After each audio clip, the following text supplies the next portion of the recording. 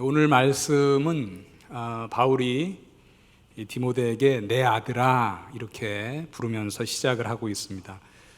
디모데는 친자식은 아니었지만 바울이 아들처럼 여기고 사랑했던 디모데에게 지금 말하자면 마음으로부터 내 아들아 라고 부르면서 당부의 말을 하고 있습니다. 바울이 편지를 쓰는 이 상황을 우리가 생각한다면 이 부름이 더 절절하게 느껴집니다. 바울은 이제 곧 감옥에 현재 가둬져 있는데 곧 주님께로 갈 날이 얼마 남지 않음을 잘 알고 있었습니다. 디모데후서 4장 6절에 보니까 바울이 이렇게 얘기하고 있습니다. 전제와 같이 내가 벌써 부어지고 나의 떠날 시각이 가까웠도다. 이렇게 세상을 떠날 날이 이제 얼마 남지 않은 상황에서 바울이 디모데에게 내 아들아 라고 부르면서 꼭 전해주고 싶은 말을 하고 있습니다. 그 사랑하는 디모데에게 바울이 먼저 말하는 것은요, 강해야 한다 라는 말입니다. 1절을 좀 보시죠. 내 아들아, 그러므로 너는 그리스도 예수 안에 있는 은혜 안에서 강하고. 공중의 권세 잡은 대적 마귀가 우는 사자같이 두루다니며 삼킬 자를 찾고 있는 이 세상에서 강하지 않으면 마귀의 유혹에 넘어가기 쉽기 때문에 성도는 강해야 합니다. 우리 그리스도인들은 영적으로 나약한 삶을 살아가면 안 됩니다. 어떻게 강할 수 있을까? 바울이 오늘 디모데에게 말한 것과 같이 그리스도 예수 안에 있는 은혜 가운데서 강할 수 있습니다. 우리 자신은 약하지만 예수 그리스도의 은혜 가운데 있으면 강할 수 있다라는 것이죠.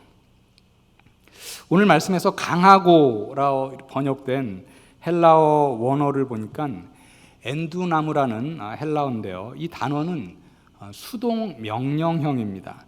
따라서 원어 성경대로 성경을 좀 직역을 하면은요, 강하고가 아니라 강하여지고라는 것입니다. 즉 우리 자신이 강한 것이 아니라 그리스도 예수의 은혜로 강하여진다라는 것입니다. 그렇게 그리스도의 은혜 가운데서 강하여져라 이렇게 명령하는 것입니다. 예수 안에 있는 은혜 가운데 강하다는 것은 예수께서 그의 은혜 가운데 우리에게 능력을 주셔서 강하게 된다라는 것을 말하는 것입니다. 내게 능력 주시는 자 안에서 내가 모든 것을 할 수 있느니라. 우리가 사랑하고 암송하는 빌립보서 4장 13절의 말씀이죠. 나 자신은 약하지만 우리에게 능력을 주시는 그리스도의 은혜가 함께 할 때 강하여짐을 믿으시고 그 은혜 가운데 강하여지는 우리 청년들, 우리 성도들 다 되시기를 주님의 이름으로 축원합니다. 우리 청년들의 그 순모임 기도 제목을 제가 좀 보다가 의외로 생각보다 많이 하는 기도 제목이 체력적으로 지치지 않게 해 주십시오라는 기도 제목이 상당히 생각보다 많습니다. 그래서 그걸 볼 때 20대가 대부분이잖아요, 그렇죠? 우리 청년들 20대가 대부분인데 청년들인데도 체력적으로 많이 힘든가 보다, 뭐 그런 생각을 합니다. 체력만 힘든 것이 아니라 또 우리 참 약하죠, 그죠? 우리 마음도 참 약해요. 이렇게 보면은 조그만 어떤 일이 벌어졌을 때 우리 청년들이 심적으로 매우 힘들어하는 것을 볼 때가 있습니다. 우리는 뭐 체력도 약하고 마음도 약하고 사실 연약함을 고백하지 않을 수 없는 그런 존재이지만 지금 바울이 디모데에게 말하는 것과 같이 우리는 그리스도 예수의 은혜 가운데 강하여져야 합니다. 그래야지 이 험한 세상에서 정말 마귀가 공중권세 잡은 이 세상에서 우리가 영적으로 패배하지 않고 계속해서 승리를 이어가는 삶을 살아갈 수 있다라는 것입니다. 바울이 아들처럼 사랑하는 젊은 목회자 디모데에게 그 다음에 부탁하는 것은요, 진리의 전수가 잘 이어지게 하라라는 것입니다. 2절을 좀 보시죠. 또 내가 많은 증인 앞에서 내게 들은 바를 충성된 사람들에게 부탁하라. 그들이 또 다른 사람들을 가르칠 수 있으리라.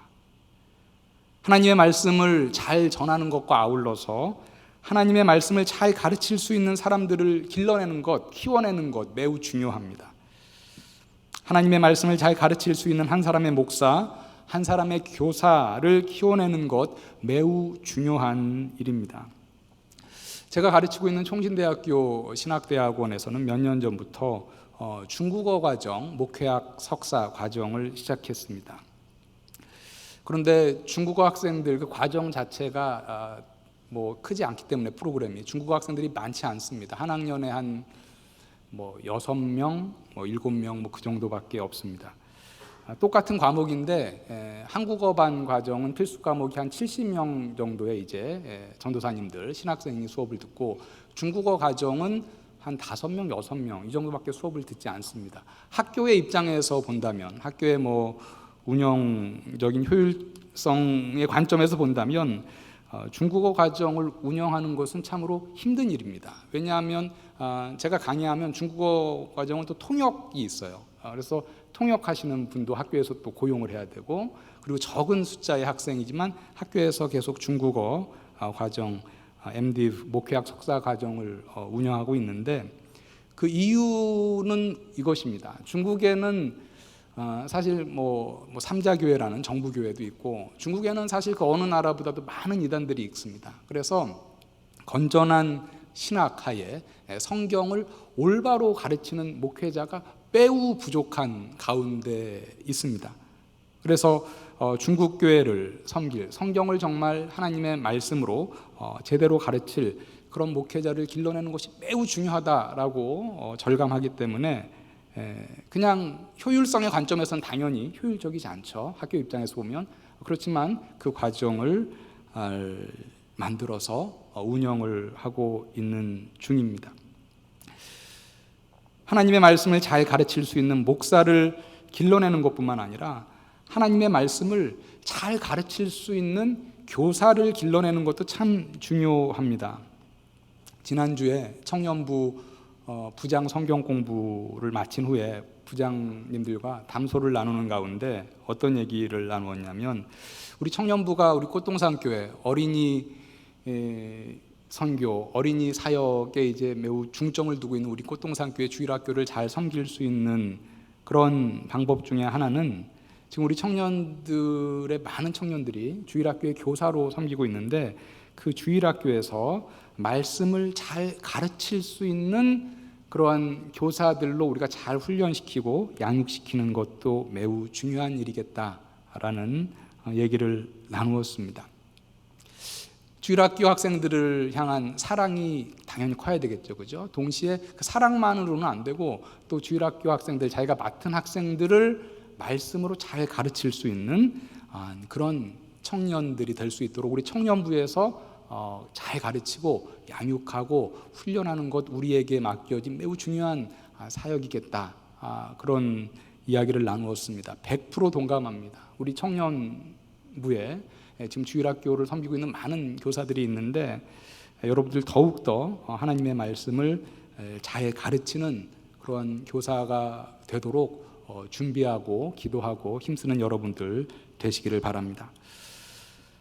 바울은 이제 디모데에게 본문 3절부터 6절에 걸쳐서 세 가지 비유를 통해서 충성된 주의 일꾼에 대해서 말을 하고 있습니다.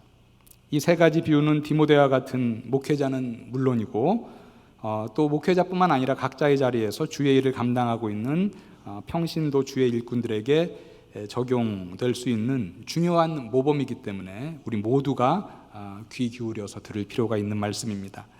그 첫 번째로 주의 일꾼을 예수 그리스도의 좋은 병사에 비유하고 있습니다. 3절과 4절을 보시죠.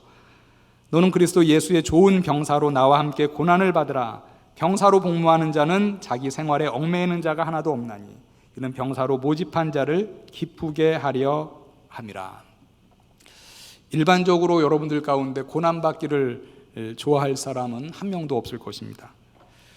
그러나 바울은 디모데후서 1장 8절에서도 복음과 함께 고난을 받으라 이렇게 말을 했고, 바로 여기에서도 그리스도의 좋은 병사로 나와 함께 고난을 받으라 이렇게 말을 하고 있습니다. 여기서 말하는 고난은 과연 무엇일까요? 바울과 같이 복음을 전하다가 옥에 갇히고 순교당하는 것, 이거 물론 고난입니다.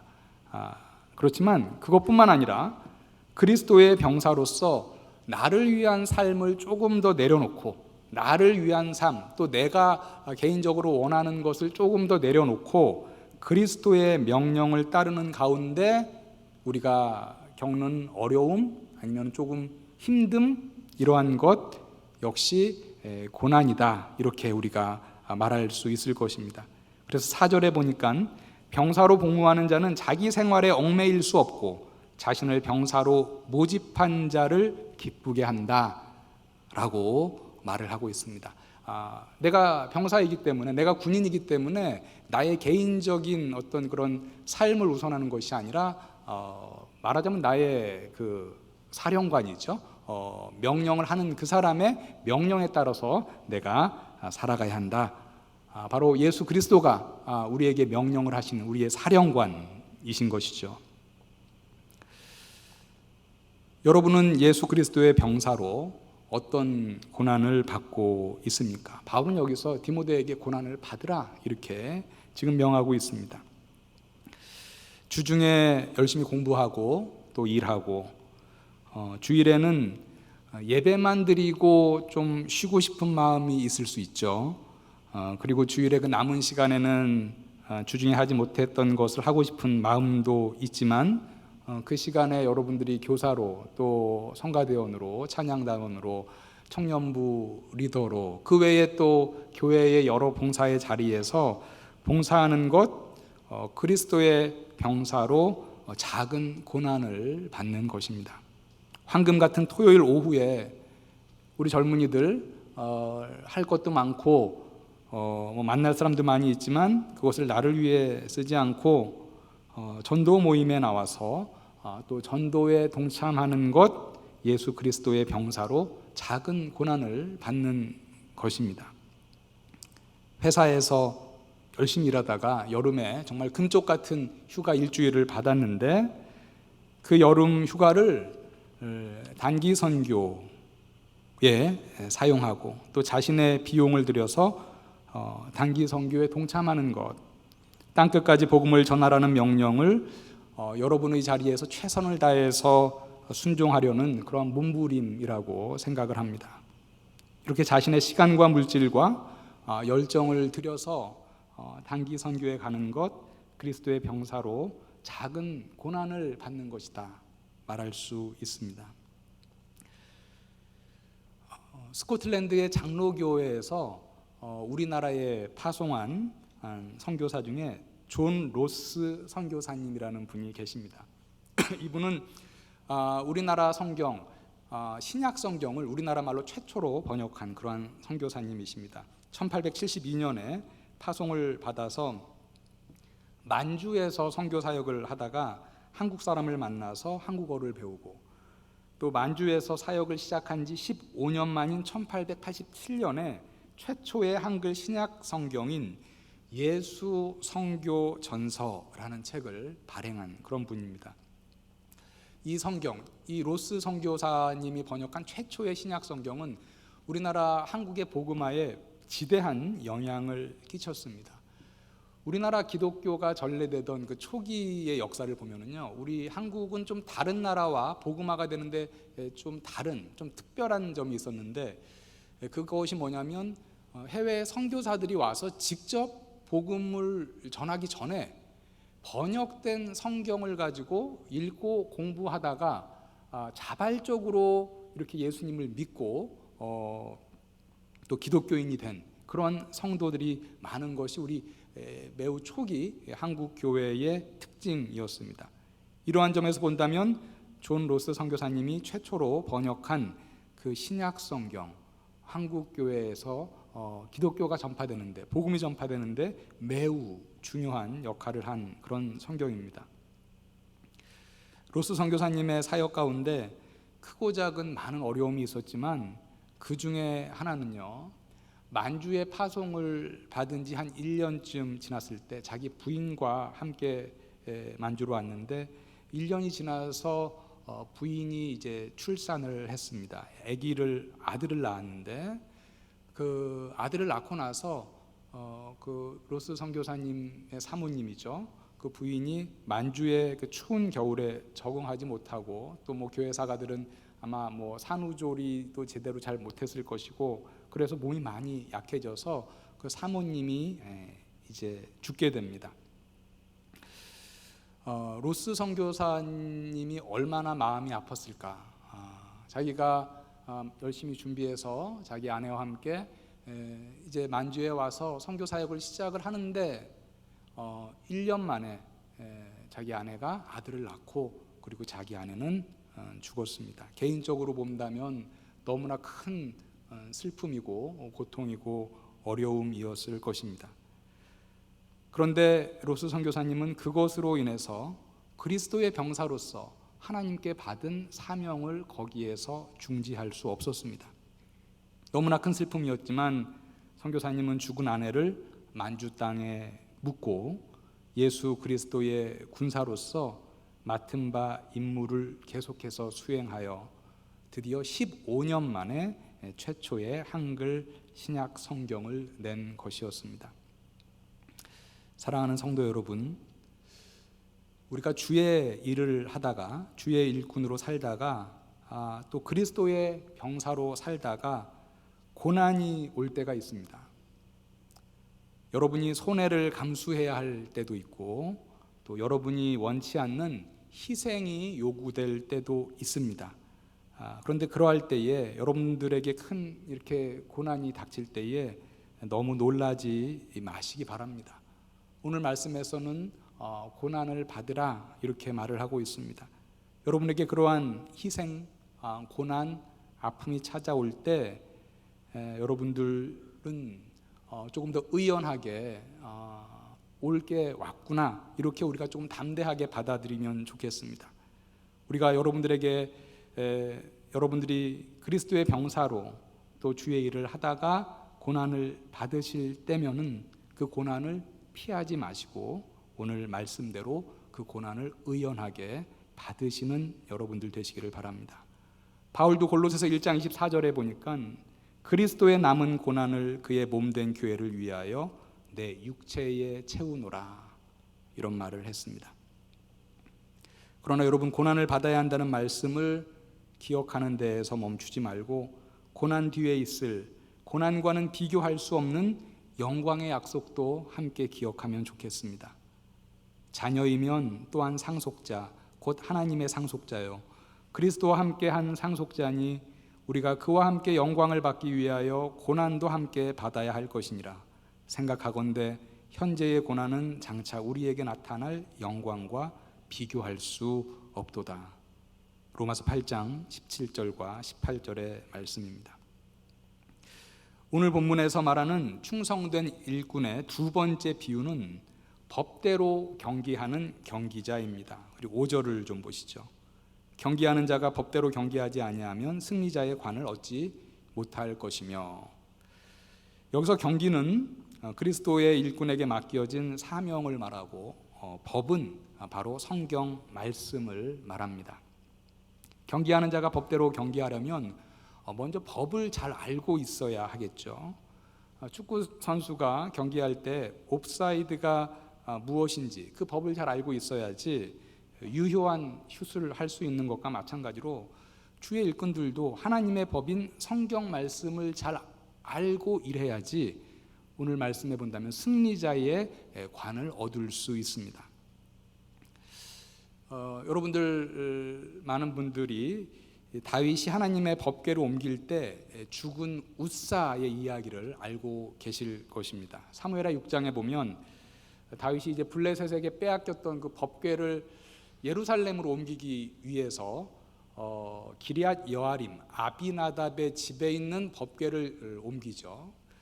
그때 이제 일했던 사람이 이제 웃사라는 사람입니다. 근데 이 웃사가 법궤를 옮길 때 어떻게 옮기냐면 소가 끄는 수레에다가 이제 법궤를 싣고 옮깁니다. 그런데 소들이 이제 쭉 법궤를 싣고 가다가 타작마당을 만나요. 여러분, 타작마당은 이제 곡식의 그 껍질과 나다를 이렇게 구분하는 그런 마당이었죠. 그러니까 그런 곡식을 보니까 소들이 흥분하기 시작했어요. 그래서 소들이 이렇게 좀 뛰었습니다. 그래서 이제 법궤가 흔들리다가 떨어질 것 같았어요. 그래서 웃사가 그 법궤를 떨어지지 않게 하기 위해서 법궤를 딱 이렇게 잡았습니다. 그런데 그 순간에 웃사가 죽었죠. 즉사했습니다. 여러분들 그 무서운 기사를 읽으면서 야, 하나님이 이건 해도 너무한 것이 아닐까. 아니, 웃사가 나쁜 의도로 법궤를 잡은 것이 아니라 그 소가 타작마당의 곡식을 보고 흥분해서 이렇게 뛰는데 그것이 넘어지지 않게 하기 위해서 잡았는데 어떻게 하나님이 웃사를 죽일 수 있었을까? 이런 의문을 우리가 가질 수 있습니다. 그런데 구약의 율법을 보면은 웃사가 그렇게 죽게 된 것, 사실은 율법의 말씀을 제대로 알지 못하고 율법의 말씀을 제대로 지키지 못했기 때문입니다. 두 가지 율법을 웃사가 지키지 못했는데요. 첫 번째는 출애굽기 25장 14절에 보면 법궤를 옮길 때는 항상 메어서 옮겨라, 이렇게 말을 하고 있습니다. 수레에 실어서 법궤를 옮긴 것부터가 첫 단추를 잘못된 거죠. 하나님의 거룩한 법궤는 마치 우리나라에서 가마를 이렇게 사람들이 어깨에 메고 옮겼듯이 법궤도 이렇게 어깨에 메고 옮기라, 성경에서 그렇게 얘기하고 있습니다. 만약에 법궤를 어깨에 메고 옮겼다면 타작마당의 곡식을 보고 소들이 흥분해서 날뛰다가 웃사가 법궤를 잡아야 되는 그러한 일도 없었을 것입니다. 두 번째는요, 더 직접적으로는 민수기 4장 15절에 보면 성물은 만지지 말라, 그들이 죽으리라 라고 분명하게 경고하고 있는데 웃사는 이 율법의 말씀을 어긴 것이었습니다. 여기서 우리가 얻을 수 있는 중요한 교훈은요, 하나님을 향한 열심이 참 좋습니다.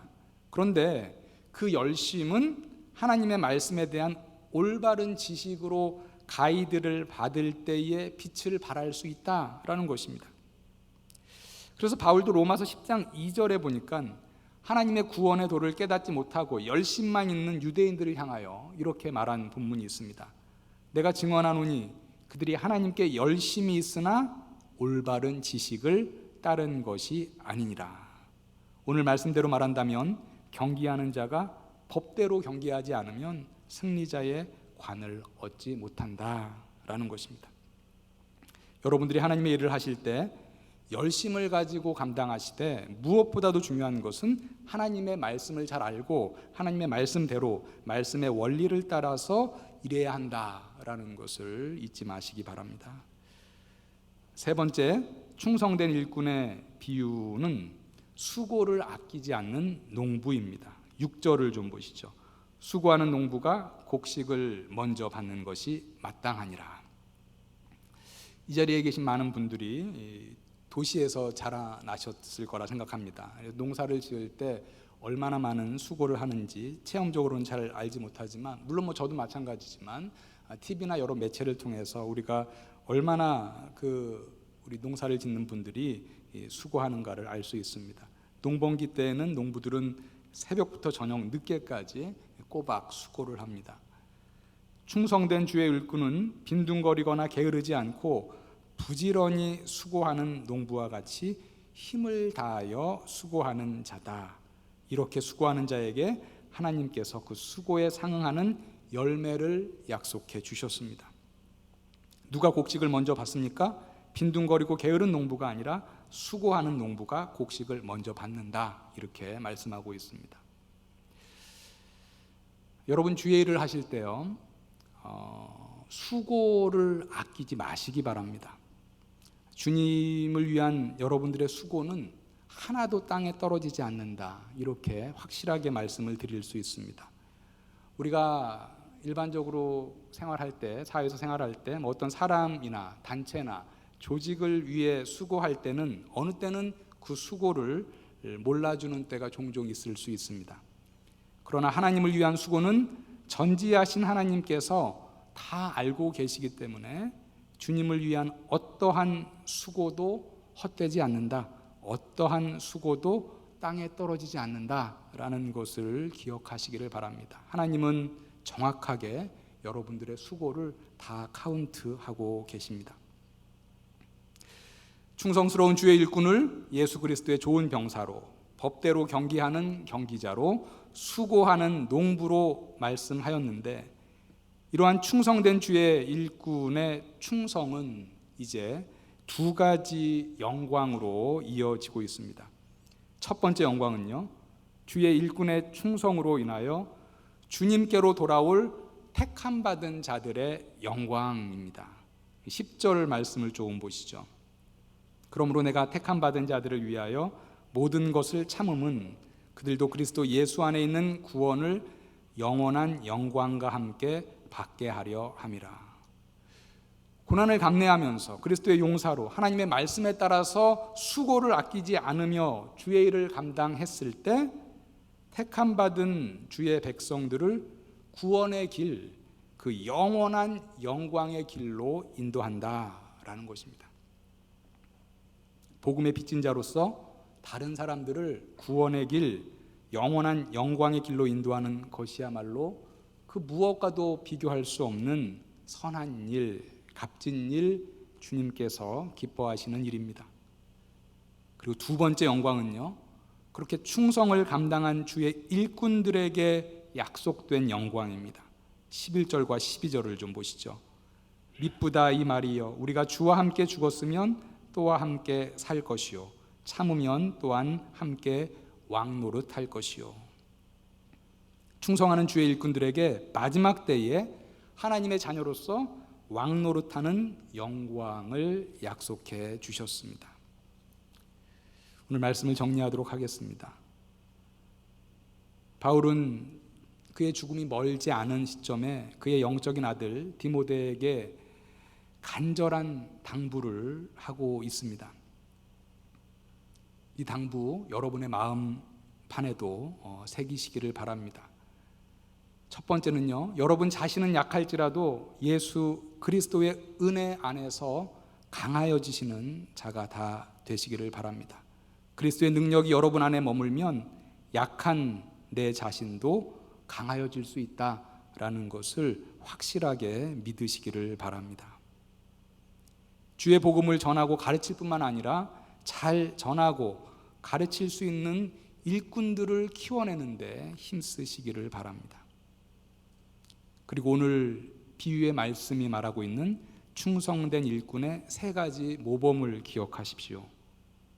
예수 그리스도의 좋은 병사로 고난을 피하지 말고 의연하게 고난을 받으시기를 바랍니다. 하나님의 말씀대로 주의 일을 감당하시기 바랍니다.